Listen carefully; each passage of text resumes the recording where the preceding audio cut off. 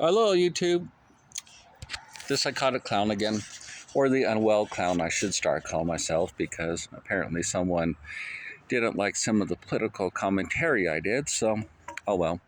You'll note the amazing psychotic clown hair is gone. Boy. Anyways, um, I guess I'm the unwell clown now. Some of you viewers may have gone there because I was in a political debate and someone said they watched these videos and they said, "Oh, well, you're just unwell." So I put a comment in there. I said, "Hey, you know what? Anyone who's reading this, come and view it. Come view the videos for yourself and decide for yourself." So if you did come and view it, thank you. I know this is a pathetic side show of a YouTube channel, but oh well. I did this. I have a little card here, by the way.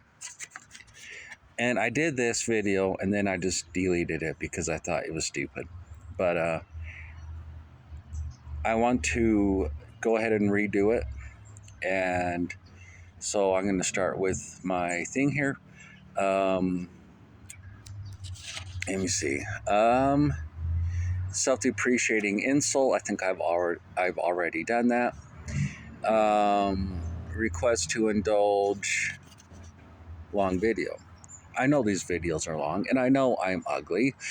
If you don't want to look at my ugly mug, just turn the screen of the phone down and yeah. Anyways, and I know these are boring, so thank you for your patience in going through them all. Update on events. Oh boy, this is a big one. So I'm going to talk about Chucklehead. Last night I was bored, so I walked down to the Ephraim, Utah Maverick, and I got a soda, got a pop, just decided to go on a walk and collect thoughts, that sort of thing. I do that quite often just to unwind and just kind of wander around and think, and just, it's a small town thing. I go into Maverick and I saw Chucklehead there. And I walked in and I saw him, and I haven't seen him for a while now. And I kind of did a double take. So, of course, knowing that he's a psychopath, I was like, okay, I better go where I'm safe. So I went back other side of the store and I just waited him out. And as I was waiting for him to leave, I couldn't help but notice the aura he was giving off, the mean, MEIN, that's what's often called. Of, oh, I'm just a nice guy. I'm just a nice laid back dude with my headphones around my neck and I got my sunglasses on. It's just a Saturday night. I'm just a laid back, casual, cool dude. And I thought, you're a psychopath, dude. You chased me with my phone in my hand, and I've already done the videos for that. You chased me, foot chase, to take my phone from me. You threatened me physically. You're threatening my cars, and yet here you are, acting like you're a nice guy.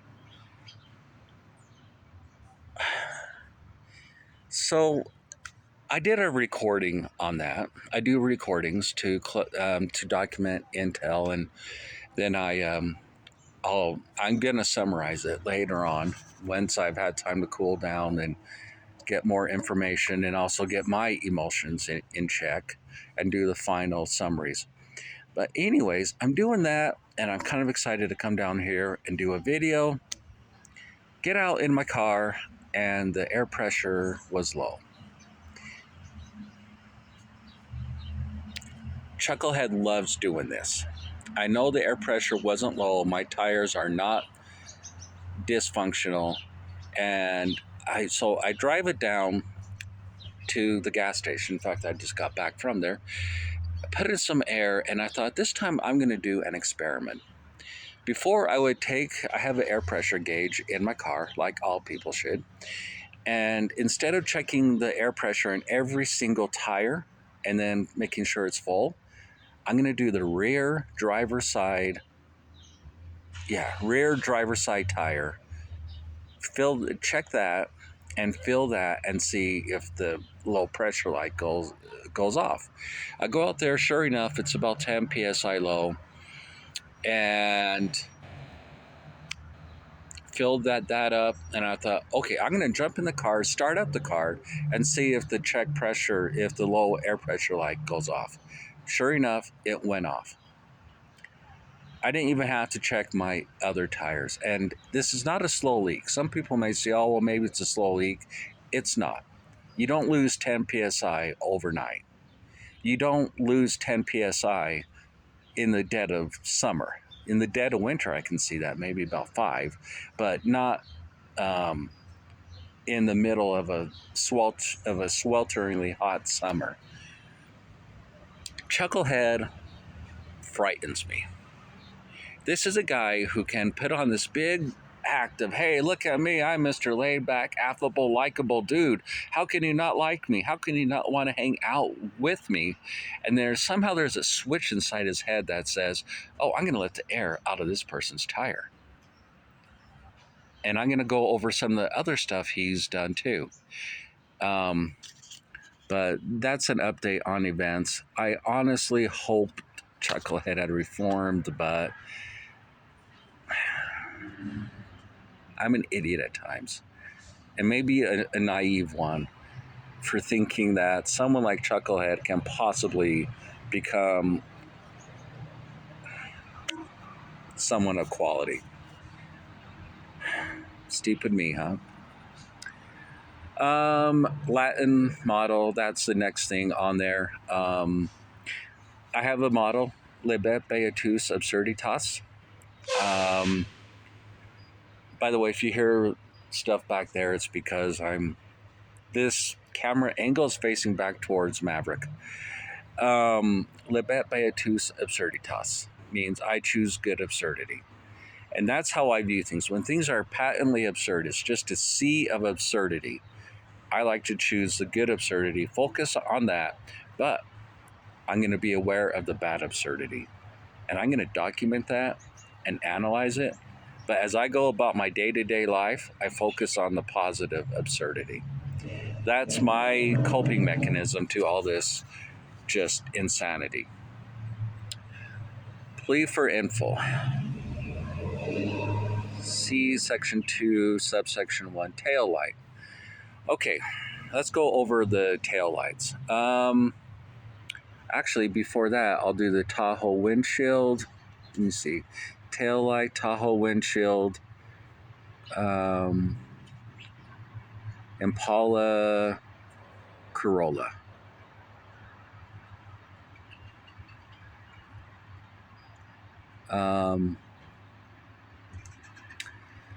Okay, so I'm going to go with the Tahoe thing first. So I crashed my car into a deer.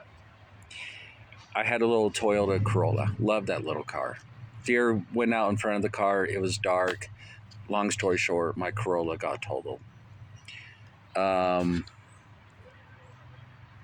this Corolla was something that Chucklehead knew about. If you watch the video, and he's, where I tell him, don't touch my car, that's my Corolla. It's long gone now. It's been totaled by that deer. So the insurance was great. I got a Chevy Impala. Well, no. The insurance was great. The car was paid off. And I got a Chevy Tahoe. Paid $1,600 for a 21-year-old Chevy Tahoe. 2 dead cylinders. The engine lasted as long as it could. Tough as nails. That K1500 engine is just amazing. But it's also still mechanical. And eventually it quit. Well, I bought the Tahoe, like I said, for $1,600. And the front windshield was cracked. So on the passenger side, there were these huge cracks. But on the driver's side, there weren't any cracks. One day, this is during winter, I go out there to go to work. And I didn't dare use my defrost because of the cracked windshield and how cold things were. So I got a spray bottle with de-icer and I sprayed it on the windshield and I would wipe it down. And I was doing that and I saw this hole in the windshield and I thought, is that a rock chip? And I looked at it and it looked like it was done with a drill. And at the bottom and about halfway through there's this little squished little blob, looked like lead. It was gray. And it looks like it's stopped with the safety glass. So safety glass, just, I'm sure you already know this, but safety glass is designed differently than plate glass. Safety glass, you have two plates of glass, and there's a clear polymer sheet between the two sheets of glass, and it's all fused and bonded. That's why windshields are so expensive.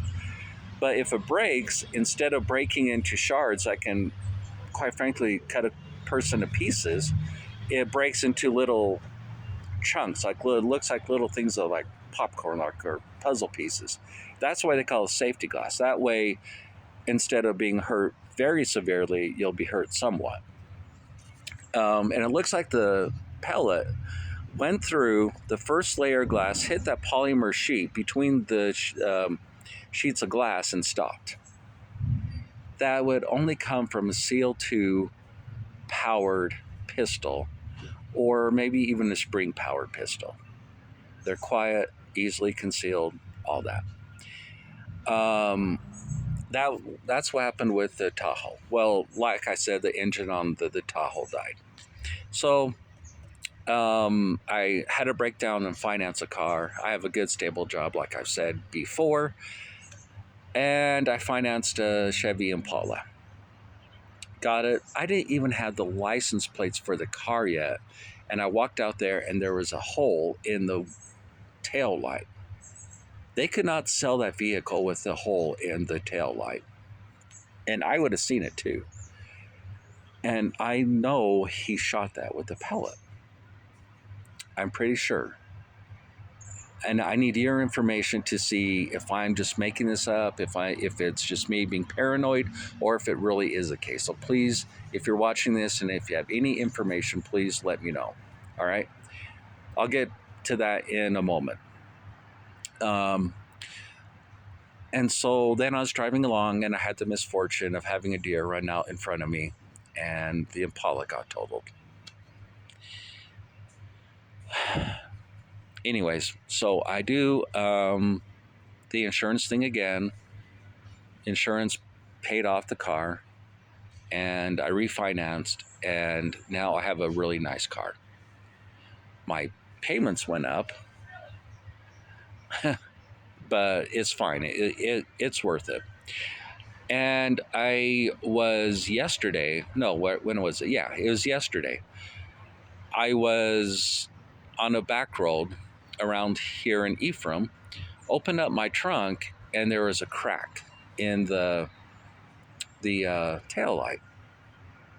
And there's a concentric ring, and I happen to have a book. It's by Art Buckwalter. It's called The Search for Evidence. And that's what I'm using as my framework for understanding what's going on. It's to help me from jumping to assumptions that are not correct. It's a very rigid framework for understanding things. I was just looking at some birds or something. Anyways, so one of the sections it has is about how to tell with breaking glass and how to tell what direction a bullet broke the glass. And you reconstruct the glass and you can tell. Now, obviously it says you got to be an expert, but there are some obvious things. And I think it would apply to plastic too. Whenever something hits there's what's called a pressure ridge or a crack. And that crack and that pressure ridge will always be on the opposite side. Well, I'll be on the opposite angle of where the projectile, in this case, I suspect a pellet from a CO2 pistol, would hit. And the pressure ridge or the crack would form on the other side. So last night, I parked my car the way I always do, and I just, knowing where that pressure ridge was, I tried to figure out the angle that it was fired at. It could have been fired at. And then I know that what direction would a person have to be walking along to make that feasible. The results of my analysis is simply that they were walking eastward. There's some construction going on. A road is shut down, and I'm probably giving a lot away, but I really don't care. Um, but there's construction. So there's construction. The road is shut down. There's a random people like me who every once in a while walk through all the excavation and the construction. They would they more than likely walked through there eastward down, and based on the angle, it looks like they shot the tail light as I was not as I, but they shot the tail light as they were going along. And then I saw that, and I was able to determine the angle and the probable route. Now, if you take a step back and if you look at it, it would make sense, right? You're back there. It's kind of obscure. It's easy to hide. You go there, bang. I think that's what Chucklehead did. Cracked the tail light, and then he's walking out towards the west where there's more people and the roads aren't shut down and whatnot. That's what concerns me, is that someone can do that or has the potential to do that, and to let air out of people's tires. I mean, he's been doing this now forever. It always seems like it's on Sunday too. It's Sunday, or it's a Sunday night just before I have to go to work, and the air's let out. It's about 10 psi or sometimes 15. Always. And it always happens on Sunday. So if that's a tire defect, that's one heck of a selective tire defect. Anyways, I just need information, guys. Please help me. I don't want to jump to hasty assumptions. Please help me out with this, guys. You can post a comment. I have comments are on administrative review. So if you don't want Chucklehead knowing about this, that's fine. I will not say a word. It will go into administrative. Oh, quite the vehicle. It will go into administrative review, at which point I will delete it, and that will be intel. All right. If you want to make it obvious, that's fine. If you want to say, hey, I'm so and so, that's fine. You have another option, which is create a sock account. That's a Twitter term, but you create an account, just you only mean to use once or twice, and then you can post it to my blog, to this channel, and I will not reveal it. If you don't want me to reveal it, please say don't reveal this, and I will not reveal it. All right, I just won't. You have my word, you have my honor. And unlike Chucklehead, I actually have a conscience and a sense of honor. Or the best way to do, if you're really concerned, contact the cops. Any information you give me is going to go right straight to law enforcement to help them investigate this. If you're not sure about me, if you're saying, oh, well, I'm not sure, this guy's hair is really weird, I can't trust this weirdo, fine. Go straight to the cops, though. Contact Ephraim PD or Sanpete County law enforcement and talk to them, because ultimately they're the ones who are going to resolve this. And I suspect that it's going to wind up with him going to jail for criminal mischief and all that. By the way, just so you guys know, I do have a speech impediment. I have a stammer. I've gotten over it for the most part, but sometimes it likes to sneak in and just bite me. Anyways, idea for a book. Oh man, I am thinking of writing a book on how to fight stalking. Um, so if you want, you know, if you have any ideas or suggestions, please let me know, because I am going to start this. It's going to be about 6 months down the road once I get more intel and I have more time to process it. I get more follow up details, and I am receiving a fair amount of intel ranging from a scale of 1 to 5, 1 being wild stab in the dark guess, maybe, possibly, potentially, to 5 being smack dab I know it's sure. I got mountains of evidence to back this up.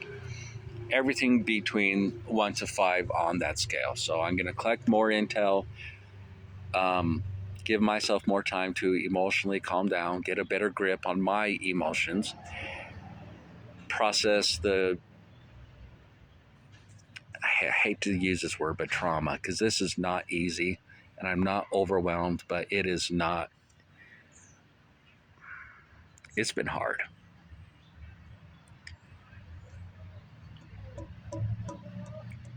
Pardon the French, but this has been hard as hell to get through. But I am going to get through this. I will not let them win. And if this means they go to jail, I will be the first one in that courtroom to testify against those bastards. Because if they're doing that to me, they're doing that to someone else. If someone like Chucklehead has the capacity to play the role of, oh, I'm Mr. Wonderful, I'm just this laid back, cool dude, with the headphones around my neck and the sunglasses, I'm just amazing. No, if someone has that capacity, I'm not the only one who's suffering at their hand. I can almost guarantee it. And if I got to do what it takes to hold them accountable, and hopefully law enforcement can, and the courts will administer enough punishment to them that they will stop and say, wait a minute, I remember the last time I did that and I wound up in jail. Gee, that sure hurts my career choices. Maybe I should not be doing this. I think that's what's going to take to end this.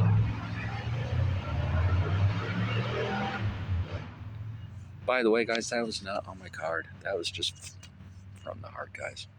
This has been harder than... It's been tough. I'll say that much.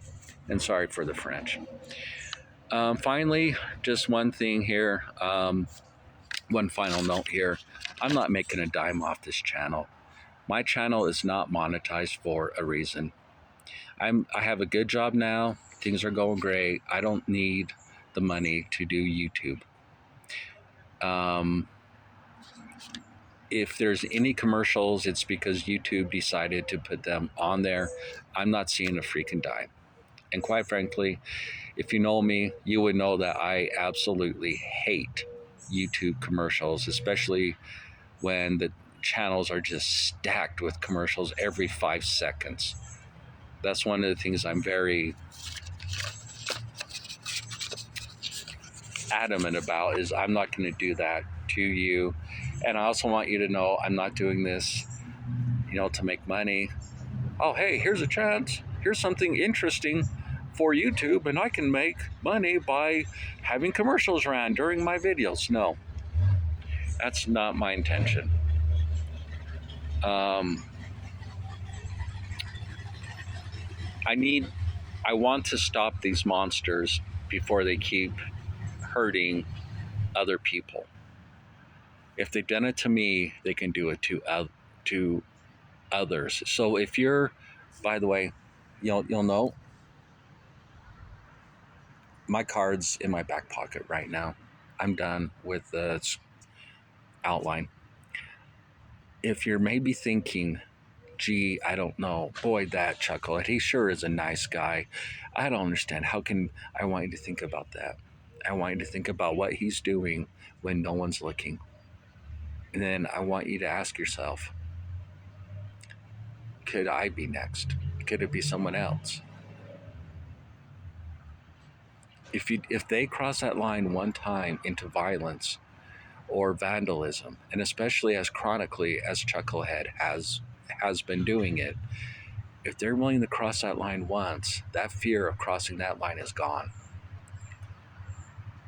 Who's next? The answer I want, and the answer I will work, I pledge with you that I will work with law enforcement to see to it that the answer to that question of who's next will be no one. In Latin, there's another phrase, cui bono, Cuibono. It means who benefits, who gets the gift. I don't want to benefit. I don't want the bono or the bonus or the good. I want other people who have no idea. That's a pretty cool truck.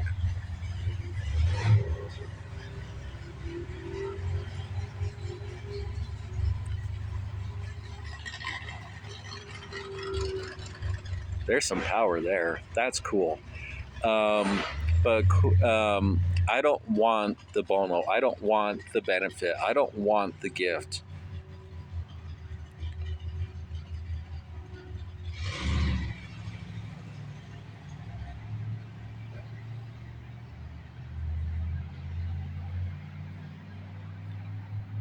One of these days, I'm going to get a truck like that. Till then, I'll have to settle with a car. But anyways, I don't want people to know that they benefited from law enforcement stepping in and punishing these criminals. I want people to be completely oblivious and not know that they avoided a negative outcome. That's what I want. Just one more thing before I end this. If you watch the video, when Chucklehead chased me down, it's a short. It's my only short on this channel. You may be wondering, and if you do come here, and you are welcome, to go back there and look. I mean, I do ask that you be respectful and stay on the path that goes, the public path that goes between the EMT building and the psych ward where I used to live. I call it the psych ward. It's an apartment complex, but I don't say the name out of respect to the guy who owns it. Another video will explain why. But I do ask that you be respectful. Don't interfere. Just walk through the pathway. Just carefully walk through. Mind your own. Walk through and just take a gander if you're interested. If you're not, and I don't blame you, then, anyways. You may notice that the tables are gone. And you may say, well, wait a minute, where'd the tables go? Well, the tables are here. And they're on the other end of this cabin. What happened is, after I made that video, these tables got moved to within the park instead of being on a dreary slab of concrete outside of the park on the hot side of a fence next to the EMT station. They brought them in closer to the cabins, which I think is brilliant. I really like that. I really like that because it's just, it's just a good use of resources. And this is a far better place for these tables. There were some ping pong tables. There was a ping pong and a foosball table that was initially on the other side of it, of the fence. And that got moved next to the Senior Citizen Center. And then I guess they finished the process with this. So they moved the tables before I did the video of the video where I traced where I was chased by Chucklehead. They moved those. That was before.